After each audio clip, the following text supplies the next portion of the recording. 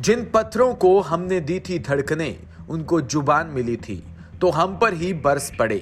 कुछ इसी अंदाज में सूबे की 2 बार मुखिया रही वसुंधरा राजे ने अपने ही विरोधियों को निशाने पर लिया।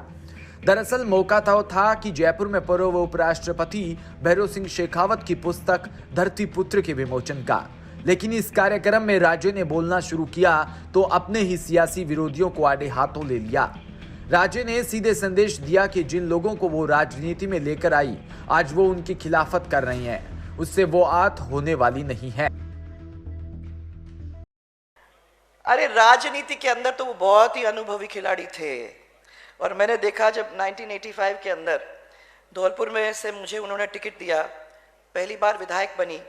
उसके बाद 1989 में लोकसभा का जो चुनाव आया और वो मुझे वहाँ से निकालने की कोशिश में थे कि तुम जाओ, एक जगह ढूंढी है मैंने, तुम वहाँ जाके वहाँ से सांसद बनो।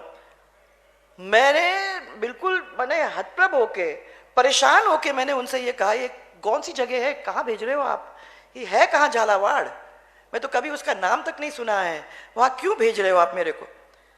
और फिर मैंने कहा कि अगर आप भेज ही रहे हो मेरे को तो फिर एक शर्त रख रही हूँ कि मैं जो सीट खाली करके जाऊंगी उस सीट पे देखो, हम लोग उनके साथ ऐसे बात कर सकते थे। ये वो नेता था जिसके साथ हम लोग इस तरीके से घुल मिलकर बात कर सकते थे। मैं कहा अगर मैं छोड़ के जाती हूं तो आप मेहरबानी करके वो सीट लड़ोगे कि नहीं, वादा है। उनने वादा किया, मैं अपनी सीट जीत के आई, मेरी सीट खाली हुई। वो उस बार छबड़ा से भी लड़े थे, धौलपुर से भी लड़े थे और फिर उन्होंने वादा अपना पूरा किया और पूरा करके धौलपुर की सीट को अपने उसमें रखकर मेरे को ये कह दिया तुम झालावाड़ चली गई हो, मैं यहाँ धौलपुर संभाल रहा हूँ। वसुंधरा राजे जैसे ही कार्यक्रम में बोलने के लिए उठी तो पूरा ऑडिटोरियम वसुंधरा राजे जिंदाबाद के नारों से गूंज उठा। वसुंधरा ने कहा कि आज ऐसा लग रहा है कि भैरों सिंह शेखावत खुद हम लोगों के बीच में एक परिवार के रूप में है। 33 जिलों के लोगों को एक सूत्र में पिरोने का काम जो उन्होंने कितने सालों से किया, ऐसा लगता है कि हम अपनों के बीच में ही है। आज हम सब उनकी याद के अंदर बह गए।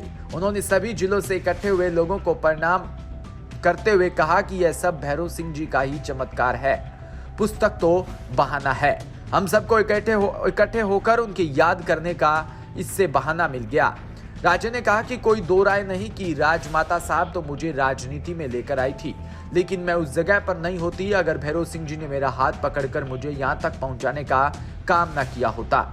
मुझे भी ऐसा मौका मिलना है। मैं नहीं समझती मुझे राजस्थान की सीरियस राजनीति में कोई लेकर आया तो वो भैरों सिंह शेखावत थे।